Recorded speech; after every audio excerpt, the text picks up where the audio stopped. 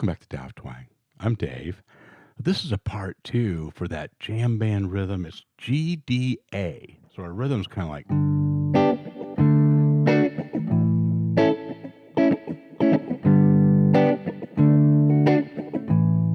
okay. And in the previous video, and I'll link these as part one and two, and they'll have a similar thumbnail and stuff, so you'll be able to find them and work on them together easily.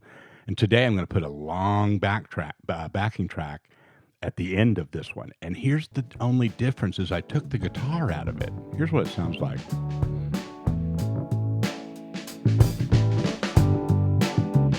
Okay, so now that's where you enter this band.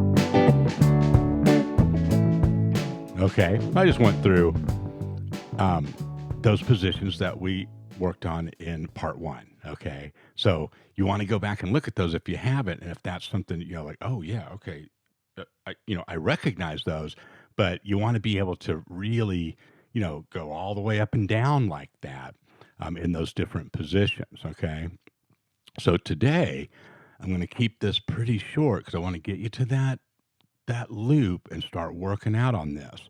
A couple of things. Now we're going to talk about adding some single note stuff in there along with these triads. So everything I just played was triads. When I got down here and played a wider chord, but they're still just triad tones.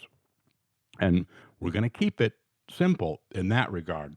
Thing that we're going to add is a couple of scales, and they overlap. So in other words, one of them is contained within the other, and that's A mixolydian. Okay, that's our flat 7 scale,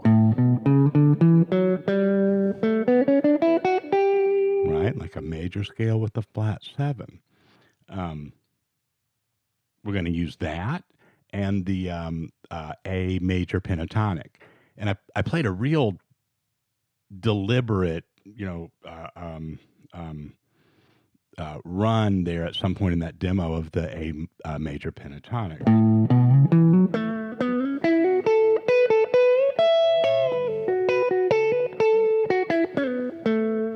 Okay, so hopefully you're either familiar with that or you can go off to the side for a little while and look that up, or look at videos on the playlist on this channel of major and minor pentatonic. A lot of you are going to be familiar with that. So here's the game plan. We're playing our triads. We're the only guitarists in this band now, right, with this backing track. So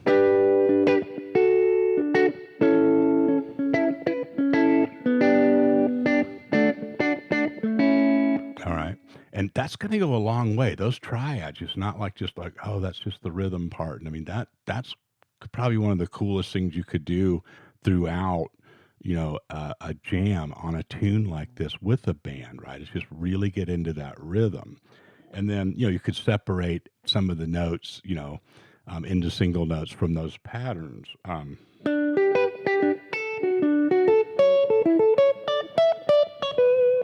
Right. And that's a good place to start. It's just kind of a logical, kind of extending, building around the chord, starting with those notes that are in those triads.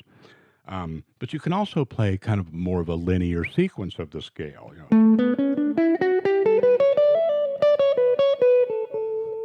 Right. Those of you that I work with one-on-one know that I say this a lot. One of the obvious things that we forget to do is change directions. It's so simple, but we just forget. We just kind of keep going. So one thing you want to do when you're using these scales, any kind of scale, is remind yourself to just kind of back it up and forth. Wander down, wander up, wander back down. Just setting your intention for that will sometimes is a game changer for a lot of people.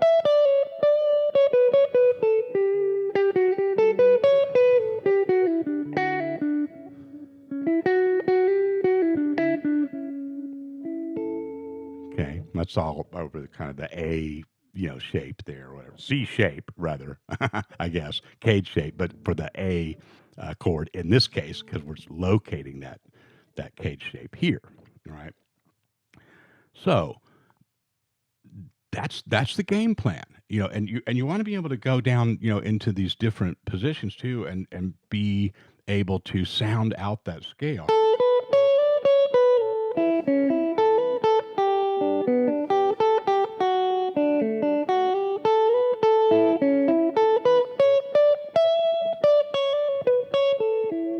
Use just one string like that at a time and map it out. Let your ear be the guide of it too. Don't try to memorize, a bunch of different shapes and patterns for all of them all over the place. If you can, if you're, I should take that back. If you have a good young brain that's still mostly intact, or then go for it, right? If you're like a lot of us on this channel, it's too late for that. Right?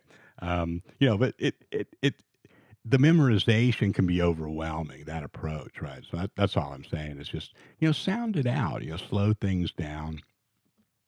And here's the last thing I want to share with you, then I'll get you to that practice loop, is kind of a triplet feel. If I were to count this, I'll slow it down a little bit, but if I were to count this measure of 4 beats and say a triplet for every beat, it would be like 1 and 2 and 3 and 4 and at this tempo, it's kind of like the first 2 chords split a measure, right? 1 and 2 and 3 and 4 and 1, 2 and triple 4 and 1 and 2 and 3 and 4 and 1, 2 and 3 and 4 and 1, 2 and 3 and 4 and 1 try the singing. You almost start to like create a melody. Just you get tired of kind of doing a monotone, right? You're not just saying it. You'll naturally just start making lines, changing your melody, and so that's a nice feel. Da da da ba da da ba.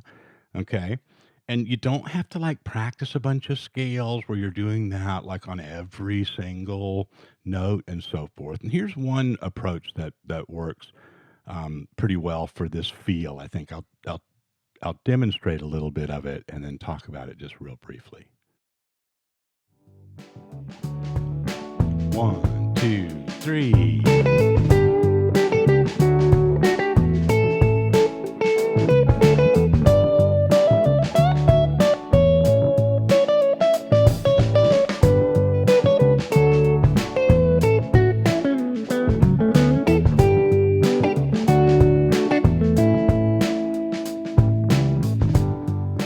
Okay, so we're not going to go note for note on that. Do different stuff with the scale. Explore the melody yourself.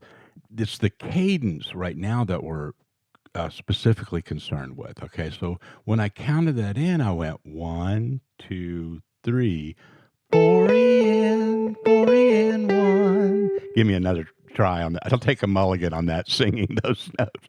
4 and 1. Okay, so that's triple it down to the downbeat.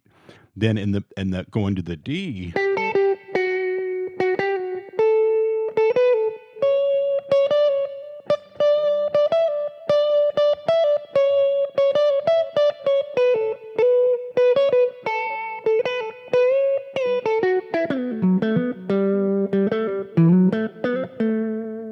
Okay, so there's some other stuff kind of mixed in there, right? So I'm trying to, create a sense of knowing what the chord change is, right? By landing on certain notes there, right? Even though I didn't play any chords, you could follow that we were still in the song, right? But that feeling of that pickup to the downbeat and also sometimes the beat 3.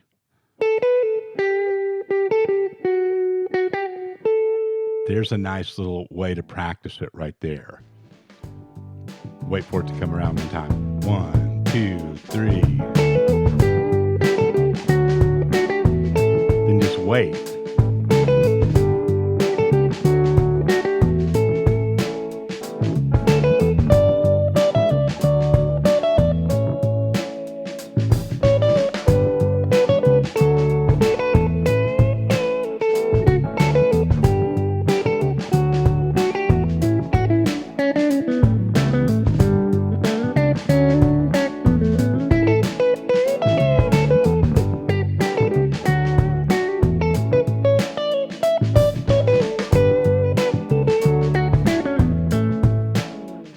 Okay.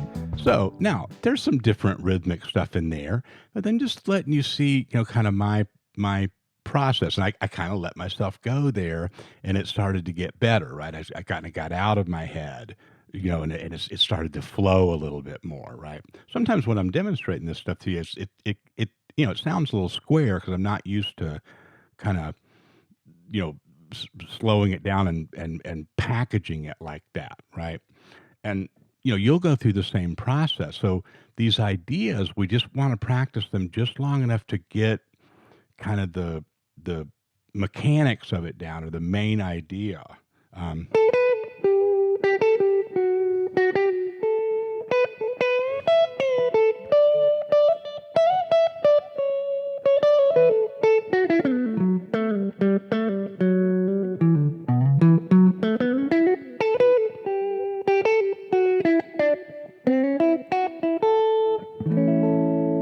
Okay, and you'll find that if once you kind of start hitting some of those triad tones, and it's not just by mapping it all out in your head. It's like you've already rehearsed those. You're already your hands already making those changes, right? And then pick a cadence like that and be patient. When there's a measure or two to just rest on a note, just rest, right? And then you'll start to feel it, um, you know, turning into the groove, right? Which beats in the measure the groove is about.